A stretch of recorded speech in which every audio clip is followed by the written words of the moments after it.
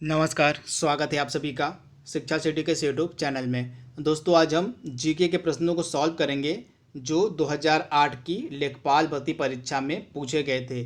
2008 में जितने भी सामान्य ज्ञान के प्रश्न पूछे गए थे उन सभी को आज की इस वीडियो में हम कवर करेंगे। तो चलिए वीडियो को शुरू करते हैं। यह जो वीडियो है आपकी लेखपाल भर्ती परीक्षा जो 2020 की होने वाली है उसके लिए मोस्ट इम्पॉर्टेंट है। तो चलिए वीडियो स्टार्ट करते हैं। पहला प्रश्न है आपका, केसर का सर्वाधिक उत्पादन कहाँ होता है? मोस्ट इंपॉर्टेंट प्रश्न। तो केसर का सर्वाधिक उत्पादन कहाँ होता है? तो जम्मू कश्मीर राज्य में जो है केसर का सर्वाधिक उत्पादन होता है। यहाँ तक एक करंट अफेयर्स का प्रश्न भी आप याद कर लीजिए। जम्मू कश्मीर का जो केसर है उसको इस वर्ष जीआई टैग भी दिया गया है, इसे आप ध्यान दीजिएगा। जम्मू कश्मीर का जो केसर है उसको इस साल जियोग्राफिकल इंडिकेशन टैग यानी कि भौगोलिक संकेतक टैग भी दिया गया है, तो इसे भी आप याद कर लीजिएगा। यह भी आपके एग्जाम में प्रश्न पूछा जा सकता है। तो जम्मू कश्मीर जो है केसर के उत्पादन में पहले नंबर पे आता है, तो इसे आप ध्यान दीजिएगा। अगला है, हमारे राष्ट्रगान में निम्नलिखित में से किसका उल्लेख किया जाता है? तो हमारे राष्ट्रगान में किसका उल्लेख किया जाता है? तो सिंधु का। यहाँ पे आप देख रहे हैं हमारे राष्ट्रगान में पंजाब, सिंध, गुजरात, मराठा, द्राविड़, उत्कल, बंग का उल्लेख किया जाता है। तो दिए गए ऑप्शन में से सिंधु का जो उल्लेख है हमारे राष्ट्रगान में किया जाता है। हमारे राष्ट्रगान के रचयिता कौन है? तो रविंद्रनाथ टैगोर। कौन है? तो रविंद्रनाथ टैगोर जी हमारे राष्ट्रगान के रचयिता हैं। हमारा राष्ट्रगान क्या है? तो जन गण मन, तो जिसके रचयिता हैं रविंद्रनाथ टैगोर। इसके साथ ही एक अन्य देश का भी राष्ट्रगान इनके द्वारा लिखा गया, रविंद्रनाथ टैगोर के द्वारा। किस देश का? तो बांग्लादेश का, अमार सोनार बांग्ला। आप याद देखिएगा, बांग्लादेश का जो राष्ट्रगान है अमार सोनार बांग्ला, वह भी रविंद्रनाथ टैगोर ने ही लिखा हुआ है, तो इसे भी आप ध्यान दीजिएगा। तथा हाल ही में जो इजराइल देश है उसने रविंद्रनाथ टैगोर के नाम पर अपने देश में एक गली का, एक स्ट्रीट का नाम भी रखा है, तो इसे आप ध्यान दीजिएगा। रविंद्रनाथ टैगोर के नाम पर इजराइल जो देश है उसने अपने यहाँ एक गली यानी कि एक स्ट्रीट का नाम भी रखा हुआ था। एक करंट अफेयर्स का प्रश्न आपके एग्जाम में पूछा जा सकता है। अगला प्रश्न है, केंद्रीय चावल अनुसंधान संस्थान कहाँ स्थित है? तो केंद्रीय चावल अनुसंधान संस्थान कहाँ स्थित है? तो उड़ीसा के कटक में। कहाँ? तो उड़ीसा के कटक में आपको मिलेगा केंद्रीय चावल अनुसंधान संस्थान। इसकी स्थापना कब की गई थी? 23 अप्रैल 1946 को। आप ध्यान दीजिएगा, 23 अप्रैल 1946 को जो है केंद्रीय चावल अनुसंधान संस्थान की जो स्थापना है यह कटक में की गई थी, तो इसे आप ध्यान दीजिएगा। कटक कहाँ मिलेगा आपको? तो उड़ीसा में एक जगह है कटक, तो इसे आप ध्यान दीजिएगा। उड़ीसा की राजधानी क्या है? उड़ीसा की राजधानी आपको मिलेगी भुवनेश्वर। क्या है? तो भुवनेश्वर जो है उड़ीसा की राजधानी है। और यहाँ के चीफ मिनिस्टर कौन है? तो नवीन पटनायक। कौन है? तो नवीन पटनायक जो हैं ये उड़ीसा के चीफ मिनिस्टर हैं, तो इसे भी आप ध्यान दीजिएगा। अगला प्रश्न हमारा है, भारत में प्रथम खुला विश्वविद्यालय स्थापित हुआ था। प्रथम ओपन यूनिवर्सिटी की यहाँ पे बात हो रही है। तो भारत में जो पहला खुला विश्वविद्यालय था यह स्थापित कहाँ किया गया था? तो हैदराबाद में। तो आप इसे ध्यान दीजिएगा, हैदराबाद में जो है भारत का पहला खुला विश्वविद्यालय स्थापित किया गया था। यह जो विश्वविद्यालय था डॉक्टर भीमराव अंबेडकर मुक्त विश्वविद्यालय इसका नाम दिया गया था। इसकी स्थापना जो है 26 अगस्त 1982 को की गई थी, तो इसे आप ध्यान दीजिएगा। इसके साथ जो हैदराबाद शहर आप ध्यान दीजिएगा, इससे जुड़े करंट अफेयर्स के प्रश्न आपके एग्जाम में होने चाहिए। विंग्स इंडिया, आप याद देखिएगा, विंग्स 2020 का जो आयोजन है यह भी किया गया था हैदराबाद में। तथा हैदराबाद में हाल ही में सबसे बड़ा मेडिटेशन हॉल भी बनाया गया है। आप ध्यान दीजिएगा, हैदराबाद में हाल ही में भारत का सबसे बड़ा मेडिटेशन हॉल भी बनाया गया है, तो ये भी प्रश्न आपके एग्जाम में पूछा जा सकता है।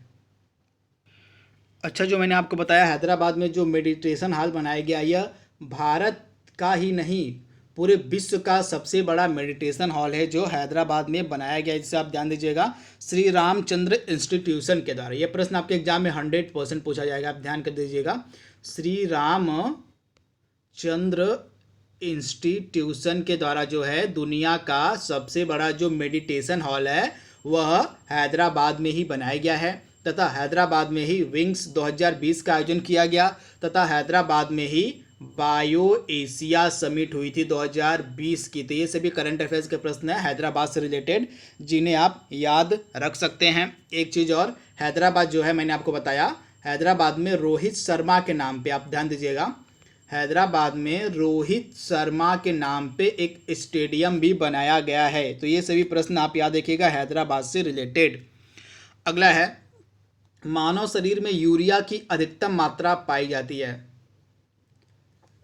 तो मानव शरीर में यूरिया की जो अधिकतम मात्रा है यह मूत्र में, उसके यूरिन में पाई जाती है। तो इसका राइट आंसर आपको मिलेगा यूरिन में। यहाँ पे आप देख रहे हैं मानव मूत्र में यूरिया की जो मात्रा है 9 से लेके 9.5 ग्राम प्रति लीटर होती है। तो इसे भी आप ध्यान दीजिएगा, मानव मूत्र में जो यूरिया की मात्रा है वह 0 से लेके 9.5 ग्राम प्रति लीटर के मध्य पाई जाती है। अगला है, उत्तर प्रदेश में कुंभ मेले का आयोजन कहाँ पे होता है। तो उत्तर प्रदेश में जो कुंभ का मेला है यह कहाँ पे लगता है, तो प्रयागराज, जिसका पहले नाम था इलाहाबाद, उसको अब प्रयागराज कर दिया गया है। तो प्रयागराज में ही जो है कुंभ का मेला लगता है। तो आप इसे ध्यान दीजिएगा, ऑप्शन जो इसका सी है बिल्कुल सही है। अगला प्रश्न हमारा है, सूर्य और पृथ्वी के बीच चंद्रमा कब आता है। तो जब सूर्य ग्रहण लगता है तो उस समय जो है चंद्रमा सूर्य और पृथ्वी के मध्य आ जाता है। यहाँ पे आप देख रहे हैं, जब सूर्य और पृथ्वी के मध्य चंद्रमा आ जाता है तो ऐसी परिस्थिति को हम सूर्य ग्रहण कहते हैं तथा यह जो सूर्य ग्रहण है हमेशा अमावस्या को ही होता है। तो ये फैक्ट भी आप ध्यान रखिएगा। अगला प्रश्न है, निम्नलिखित में से रवि की कौन सी फसल है। तो इसमें से रवि की कौन सी फसल है, तो चना, दिए गए ऑप्शन में जो चना है यह रवि की फसल है। तो इसे आप ध्यान दीजिएगा। अगला है, निम्नलिखित में से कौन विश्व का सबसे छोटा महासागर है। विश्व का सबसे छोटा महासागर कौन सा है, तो आर्कटिक महासागर जो है यह विश्व का सबसे छोटा महासागर है। और विश्व का सबसे बड़ा महासागर कौन सा है, तो प्रशांत महासागर। तो इसे भी आप ध्यान दीजिएगा। विश्व का सबसे बड़ा महाद्वीप कौन सा है, तो एशिया महाद्वीप हो जाएगा। और विश्व का सबसे छोटा महाद्वीप कौन सा है, तो ऑस्ट्रेलिया महाद्वीप हो जाएगा। तो ये सभी भी स्टैटिक जीके के प्रश्न आपके दिमाग में होने चाहिए। अगला प्रश्न है, निम्नलिखित में से कौन सा राज्य महाराष्ट्र की, मतलब निम्नलिखित में से कौन सा राज्य महाराष्ट्र की सीमा है, तो गुजरात, यानी ऑप्शन ए इसका बिल्कुल सही है। गुजरात जो है महाराष्ट्र की सीमा है। तो इसे भी आप ध्यान दीजिएगा, यह प्रश्न आपके एग्जाम में पूछा जा सकता है। अब बात यहाँ पे गुजरात की है दोस्तों। तो गुजरात से जुड़े कुछ मैं आपको करंट अफेयर्स के प्रश्न बता देता हूँ जो आपके एग्जाम के लिए इम्पॉर्टेंट हो सकते हैं। तो यहाँ पे सबसे पहले आप याद रखिएगा, एक मोटेरा स्टेडियम बनाया गया है जो कि दुनिया का सबसे बड़ा क्रिकेट स्टेडियम है जिसका नाम है मोटेरा स्टेडियम। यहीं पे जो है डोनाल्ड ट्रंप आए थे, नमस्ते ट्रंप कार्यक्रम का जो आयोजन था यहीं पे किया गया था मोटेरा स्टेडियम में। तो ये प्रश्न आपके एग्जाम में 100% पूछा जाएगा। तो इसे आप ध्यान दीजिएगा, जो मोटेरा स्टेडियम था इसका उद्घाटन किसने किया था, ट्रंप ने किया था। इसी स्टेडियम में ही जो है नमस्ते ट्रंप कार्यक्रम का आयोजन किया गया था। तो ये तो पहली चीज़ है। दूसरी चीज़ क्या है, दुनिया का सबसे बड़ा स्टैचू नर्मदा नदी के किनारे बनाया गया है। इसका क्या नाम है, स्टैचू ऑफ यूनिटी। क्या नाम है, स्टैचू ऑफ यूनिटी, जो कि दुनिया की सबसे बड़ा स्टैचू है किसका है, तो सरदार पटेल का है। यह नर्मदा नदी के किनारे बनाया गया। ये फैक्ट भी आपके एग्जाम में पूछा जा सकता है। एक चीज़ और, जो गुजरात राज्य है, गुजरात राज्य की राजधानी आपको मिलेगी गांधीनगर तथा गुजरात में एक जगह है सुरेंद्र नगर। आप याद रखिएगा, गुजरात में एक जगह है सुरेंद्र नगर। यह सुरेंद्र नगर क्यों अभी न्यूज में है, क्यों करंट अफेयर्स में चल रहा है, क्योंकि यहाँ पे जो खादी ग्राम उद्योग आयोग है KVIC, जिसको शॉर्ट फॉर्म में बोलते हैं, KVIC का मतलब होता है खादी ग्राम उद्योग आयोग। इसने सुरेंद्र नगर में अपना सिल्क प्रोसेसिंग प्लांट लगाया, यानी कि सिल्क प्रसंस्करण जो केंद्र है KVIC के द्वारा वह गुजरात के सुरेंद्र नगर में लगाया गया है। तो ये फैक्ट आप याद रखिएगा।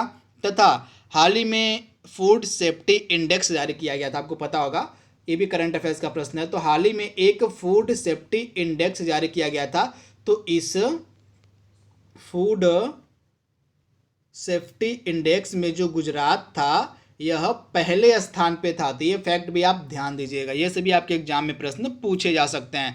अगला प्रश्न है, भारत में सबसे पुराना राष्ट्रीय उद्यान कौन सा है?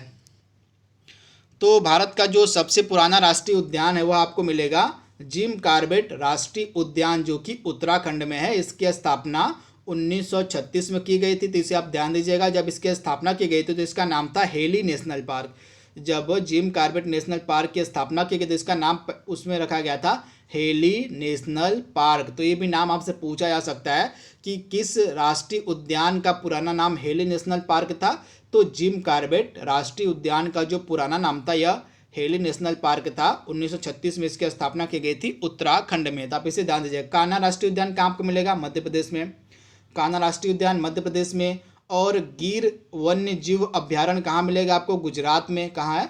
तो गुजरात में आपको मिलेगा गिर वन्य जीव अभ्यारण्य और काजीरंगा नेशनल पार्क। अभी न्यूज में चल रहा है रिसेंट, आपको पता होगा, अगर आप डेली करंट अफेयर्स को फॉलो करते हैं तो आपको पता होगा काजीरंगा नेशनल पार्क जो है इसका आधा से अधिक हिस्सा जो है बाढ़ में डूब गया है। तो अब ये कहाँ पे है? तो असम में प्रेजेंट टाइम में बाढ़ आई हुई है। तो असम में है काजीरंगा नेशनल पार्क, तथा बाढ़ के कारण जो है यह काजीरंगा नेशनल पार्क इसका बहुत सारा जो हिस्सा है वह पानी से डूब गया है। अब यह काजीरंगा नेशनल पार्क फेमस किस लिए है? किस जानवर के लिए? तो एक सींग वाले गैंडे के लिए भी आपके एग्जाम में पूछा जा सकता है। तो एक सींग वाले गैंडा यानी कि वन हॉर्न राइनो के लिए फेमस है काजीरंगा नेशनल पार्क। तो ये सभी चीज़ें आपके दिमाग में होनी चाहिए। अगला प्रश्न है, निम्नलिखित में से कौन सा देश सार्क का सदस्य नहीं है? सार्क मतलब साउथ एशिया एसोसिएशन होता है यहाँ पे, साउथ दक्षिण एशियाई क्षेत्रीय सहयोग संगठन जिसको बोलते हैं, दक्षिण एशियाई क्षेत्रीय सहयोग संगठन, जिसको शॉर्ट फॉर्म में हम सार्क कहते हैं। इसमें टोटल 8 देश हैं। कौन कौन से? भारत, पाकिस्तान, बांग्लादेश, श्रीलंका, नेपाल, मालदीव, भूटान और अफगानिस्तान। ये 8 देश हैं टोटल सार्क के सदस्य। तो इसमें से सार्क का सदस्य कौन नहीं है? तो चीन जो है वह सार्क का सदस्य नहीं है। अब सार्क का हेडक्वार्टर कहाँ पे मिलेगा आपको? जो नेपाल की राजधानी काठमांडू है, काठमांडू, यहाँ पे आपको सार्क का हेडक्वार्टर मिलेगा। अगला प्रश्न है, इसरो का हेडक्वार्टर कहाँ पे स्थित है? सबसे पहले इसरो के चीफ आपको पता होना चाहिए। इसरो के चीफ कौन है? तो हमारी जो इंडियन स्पेस रिसर्च ऑर्गेनाइजेशन है, हमारा जो भारतीय अंतरिक्ष अनुसंधान संगठन है, इसके अध्यक्ष हैं के सिवन। कौन है? तो के सिवन इसके अध्यक्ष हैं। इसकी स्थापना 1969 में की गई थी। इसका हेडक्वार्टर कहाँ मिलेगा आपको? तो इसका हेडक्वार्टर आपको मिलेगा कर्नाटका के बेंगलुरु में। तो ये सभी चीज़ें आपके दिमाग में होनी चाहिए। अगला है, भारत की एक अग्रणी जांच एजेंसी, मतलब भारत की जांच एजेंसी को क्या कहा जाता है? तो सीबीआई। तो इसे आप ध्यान दीजिएगा, सीबीआई। अगला जो कि लास्ट प्रश्न है, भारत के पहले गवर्नर जनरल कौन थे?